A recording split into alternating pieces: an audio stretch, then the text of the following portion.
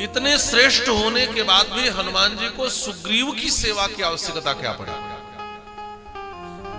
आखिर इनके जीवन की ऐसी कौन सी परिस्थिति थी कि इतने महान होकर, ऐसे महावीर होकर, अतुलित बल के धाम होकर, ज्ञानी नामाग्र गण्य होकर भी हनुमान जी सुग्रीव की सेवा में लगे?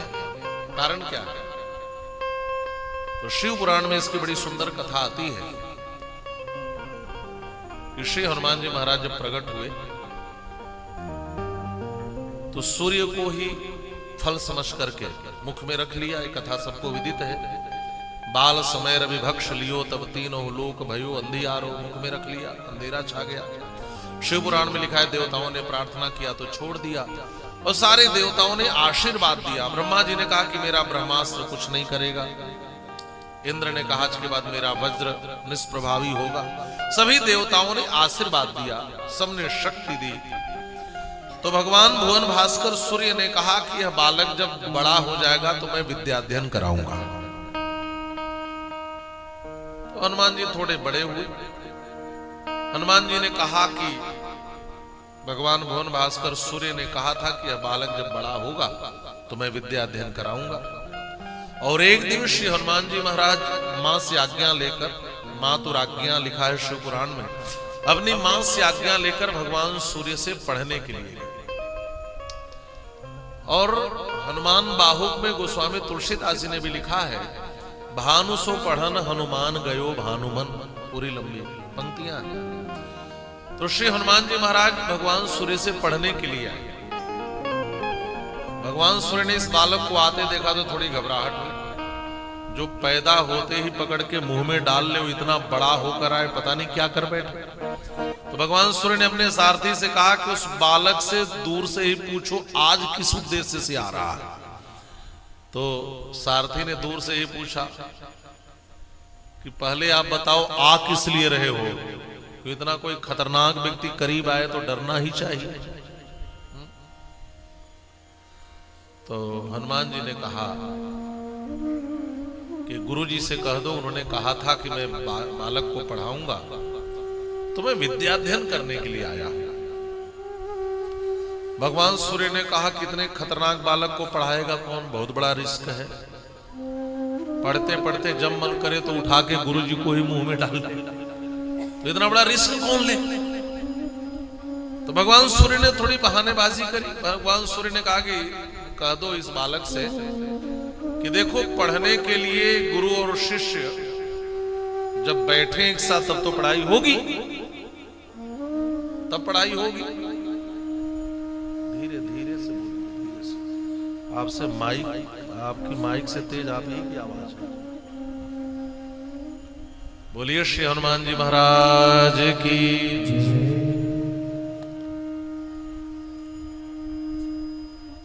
कह दो बालक से कि एक जगह जब मैं रुकूंगा तब तो पढ़ाऊंगा, मैं तो चलता रहता हूं, निरंतर चलता रहता हूं। हनुमान जी ने कहा गुरुजी से कह दो कि वो चिंता मत करें, वो जितनी तेजी से चलते हैं उतनी तेजी से मैं भी साथ साथ दौड़ लगाऊंगा, लेकिन पढ़ाई उन्हीं से करूंगा। ये बहाना भी काम नहीं आया। तो भगवान सूर्य ने दूसरा बहाना किया। सारथी से कहा कि कह दो कि पढ़ाई करने के लिए शिष्य का मुंह गुरु की ओर, गुरु का मुख शिष्य की ओर होना चाहिए। जब ये साथ साथ दौड़ लगाएगा बालक तो पढ़ाई कैसे होगी? हनुमान जी ने कहा गुरुजी से कह दो कि मैं मुख उनकी ओर ही रखूंगा और पीठ के बल उल्टे पांव दौड़ूंगा, लेकिन पढ़ाई इन्हीं से करूंगा। अब क्या बहाना करोगे? भगवान सूर्य ने कहा कि चेला उल्टा दौड़ता रहेगा और पढ़ाना पड़ेगा, और ये चेला ही पूरा का पूरा उल्टा है, उल्टा दौड़े तो कौन बड़ी बात है। हनुमान जी ने कहा जो उल्टे को सही कर दे वही तो सच्चा और अच्छा गुरु माना जाता है। सीधे को तो सब अच्छा बना सकते हैं, जो उल्टा को भी सही बना दे। और कथा बड़ी अद्भुत आती है। हनुमान जी की क्षमता को आप देखें, बाल्यकाल में ही पीठ के बल उल्टा दौड़ते हुए भगवान सूर्य की ओर मुख करके एक ही दिन में सारे वेद वेदांग शास्त्रों का अध्ययन कर लिया महाराज। एक ही दिन में किया। ये हनुमान जी की क्षमता है। और मैं हमेशा कहता हूं कि देखो, शिक्षा पद्धति में एक अंतर तो है। आज की जो प्रचलित शिक्षा पद्धति है वो मैकाले की शिक्षा पद्धति है, और हमारे यहाँ की जो प्राचीन शिक्षा पद्धति थी वो गुरुकुल की शिक्षा पद्धति है। तो मैकाले की शिक्षा पद्धति में और गुरुकुल की शिक्षा पद्धति में मोटा मोटा अंतर यह है कि मैकाले की शिक्षा पद्धति में जानकारी दी जाती है और गुरुकुल की शिक्षा पद्धति में ज्ञान दिया जाता है। ज्ञान और जानकारी में बड़ा अंतर है। जानकारी ऊपर से लादी जाती है और ज्ञान भीतर से प्रकट होता है। जानकारी और ज्ञान में उतना ही बड़ा अंतर है, इतना बड़ा अंतर टंकी के पानी में और कुएं के पानी में है। टंकी में पानी भरा जाता है, वैसे ऊपर से जानकारी लाद दी जाती है। दुनिया में कितने देश हैं, कहाँ की भाषा क्या है, कहाँ का संविधान क्या है, कहाँ का राष्ट्रपति कौन है, दुनिया भर की जितनी जानकारियां हैं उसका संकलन करके ऊपर से लादा जाता है। जैसे टंकी में पानी भर दो। अच्छा, कुएं में कोई बाहर से पानी भरता है क्या? नहीं भरता। अनावश्यक मिट्टी को हटा देता है, कुएं से पानी प्रकट हो जाता है। अच्छा, टंकी के पानी की एक समस्या और है, नल खोल दो या पानी निकाल लो तो टंकी खाली हो जाएगी। जो बड़े बड़े कोचिंग सेंटर वाले हैं, सब डायरी मेंटेन किए रहते हैं। 3 महीने का कोर्स, 6 महीने का कोर्स, इतना ही टंकी में पानी है उनके पास, है ना। इतने दिन में तैयार करा देंगे, इतने दिन का कोर्स है, ये पानी तुम्हें मिल जाएगा। घटने का भी डर है, लेकिन कुएं से पानी निकालो तो पानी घट सकता है क्या? ज्ञान देने से बढ़ता है, जानकारी देने से घटती है। जानकारी में एक डर होता है, उसको पता चल जाएगा तो फिर, और ज्ञान बढ़ता है। ज्ञान में क्या होता है, कहा अनावश्यक, जैसे मिट्टी को हम हटाते हैं तो कुएं से जल प्रकट हो जाता है, वैसे विद्यार्थी के भीतर के अज्ञान की मिट्टी को हटा दिया जाता है और ज्ञान प्रकट होता है। ज्ञान भीतर से प्रकट होता है। आज की शिक्षा पद्धति में हम पुस्तकों का आधार लेकर ज्यादा पढ़ते हैं, और गुरुकुल की शिक्षा पद्धति में पुस्तकों के आधार पर तो पढ़ाई होती ही थी, लेकिन शिष्य गुरु के साथ हमेशा रहता था। गुरु पुस्तक की अपेक्षा अपने आचरण से भी ज्यादा शिक्षा देता था। और हमारे यहाँ का एक प्रसिद्ध वाक्य है कि केवल किताब रटने से ज्ञान नहीं मिलता, गुरु शुश्रूषया विद्या, गुरु की सेवा से विद्या ज्यादा आती है। आप देखना, ये जितने लोग संगीत की साधना करने वाले हैं, गुरु की कृपा हो जाए तो जल्दी जल्दी आ जाता है। नहीं, बहुत लोग हैं वो रटते रह जाते हैं, सरगम जीवन बीत जाता है। आचार्य कृपा, गुरु कृपा, और वो गुरु कृपा सेवा से मिलती है। तो ये अंतर है। और ज्ञान की जो परंपरा है, ज्ञान प्राप्ति की, वो अल्प समय में मिल जाता है। जानकारी में दीर्घ समय भी लग सकता है, बहुत समय भी लगता है। आप देखिए, राम जी जब पढ़ने के लिए गुरुकुल में गए तो गोस्वामी पाद ने किस शब्द का प्रयोग किया? अल्पकाल का प्रयोग किया। थोड़े समय में ही राम जी ज्ञान में पारंगत हो गए। मानसकार लिख रहे हैं, गुरु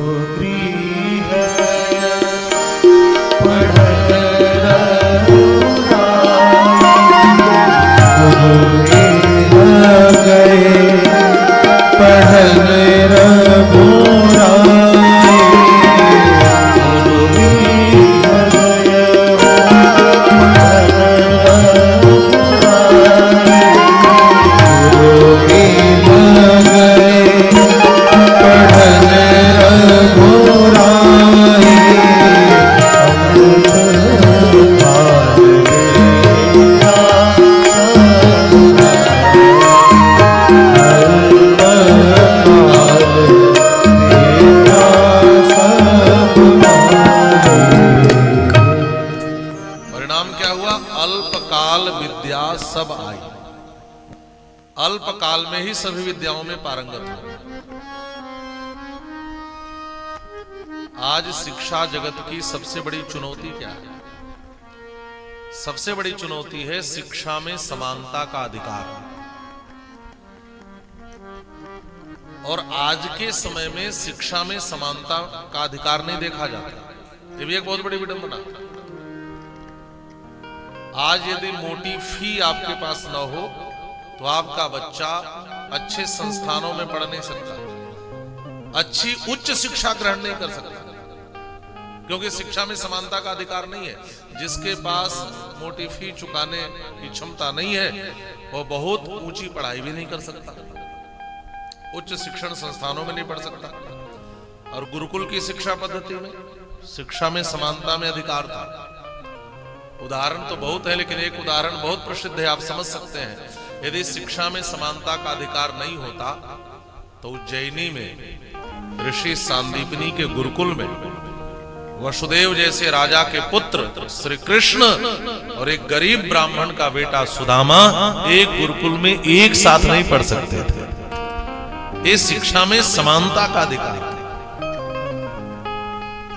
हाँ, आज पहले फी ले लेते हैं फिर पढ़ाते हैं, पहले ऐसा नहीं था। कोई विद्यार्थी ठीक से विद्या अध्ययन कर लेता था, दीक्षांत होता था, उसके बाद विद्यार्थी की क्षमता देखकर गुरुजी उससे गुरुदक्षिणा मांगते थे। वो देखते थे कि इसमें क्या देने की क्षमता है, और क्षमता ज्यादा है तो ये भी नहीं कि कम मांगते थे। ऋषि सांदीपनी ने तो भगवान कृष्ण से, जानते हैं कि भगवान है, तो अपना मरा हुआ बेटा ही मांग लिया। जिसमें जैसी क्षमता थी वैसा मांग लेते थे।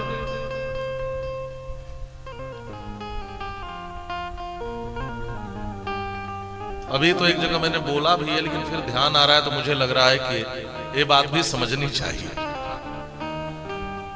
गुरु दक्षिणा को लेकर के कुछ वामपंथी जो विचारक हैं वो एकलव्य के द्वारा गुरु दक्षिणा में गुरु द्रोणाचार्य को जो अंगूठा दिया गया इसकी बड़ी आलोचना होती है। और मैं कहता हूं कि इसको भी ठीक से समझने की बहुत आवश्यकता है। यदि एकलव्य केवल धनुर्धर बना होता, लोग यहां गुरु द्रोणाचार्य की आलोचना करते हैं कि एकलव्य से अंगूठा क्यों मांगा। शिष्य महान किस रूप में और कैसे होगा यह आचार्य और गुरु को छोड़कर कोई जान नहीं सकता। यदि अंगूठा का दान नहीं मांगा होता तो एकलव्य एक धनुर्धर के रूप में ही ख्यातिलब्ध होकर रह जाता।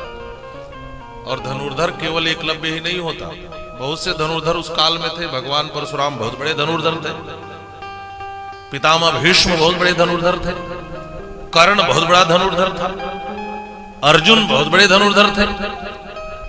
तो इस सूची में, इस लिस्ट में एकलव्य का भी नाम आ जाता।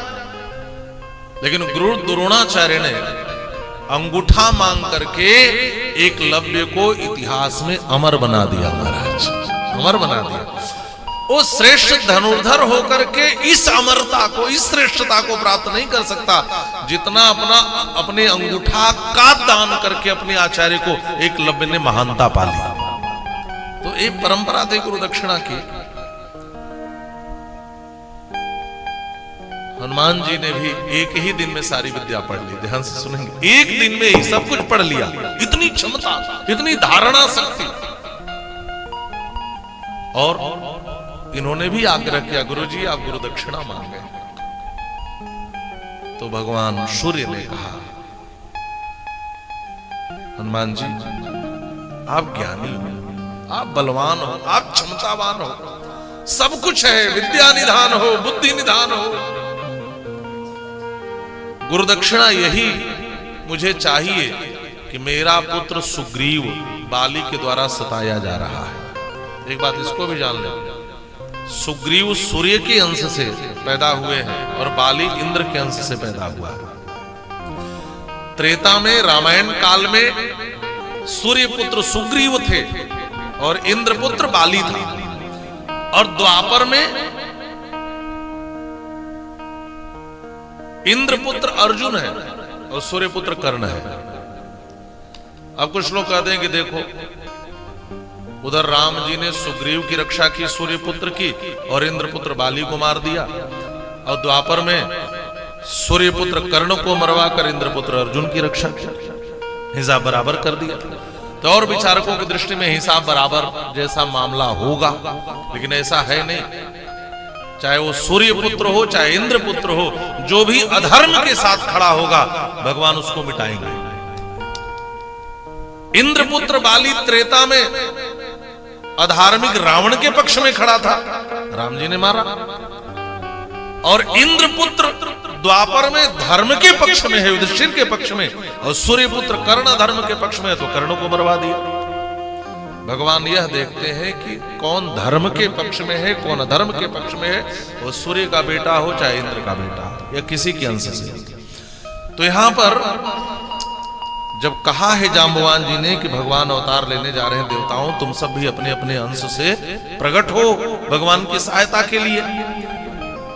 तो इंद्र के अंश से बाली, सूर्य के अंश से सुग्रीव, ब्रह्मा जी के अंश से जाम्बवान जी, और विश्वकर्मा के अंश से नल, अग्नि के अंश से नील, तो ये सारे देवताओं के अंश से ये बानर और रीछ भी प्रकट हुए। तो सूर्य पुत्र है सुग्रीव। तो सूर्य ने हनुमान जी से गुरु दक्षिणा में यह मांगा कि यही गुरु दक्षिणा दे दो कि जब तक मेरा बेटा सुग्रीव न कहे तब तक आप जाकर के सुग्रीव की सेवा करो, और जब तक मेरा बेटा न कहे कि अब मेरी सेवा छोड़ दो तब तक छोड़ नहीं सकते। हनुमान जी यही गुरु दक्षिणा चाहिए, और विद्या अध्ययन के बदले श्री हनुमान जी ने यह गुरु दक्षिणा में दे दिया सुग्रीव की सेवा। ये विस्तार से कथा शिव पुराण में आती है। अब इसलिए भी मुझे तुरंत ध्यान आ गया कि अभी हम लोग शिव पुराण की ही कथा करके आ गए रायपुर से। तो इतने क्षमतावान होने के बाद भी श्री हनुमान जी महाराज सेवा में आ गए।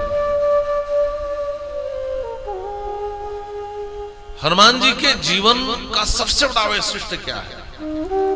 का क्षमता के साथ नम्रता का होना। क्षमता के साथ जिसमें नम्रता हो, क्षमता के साथ जिसमें विनम्रता हो, वही हनुमान जी है और कोई दूसरा नहीं है।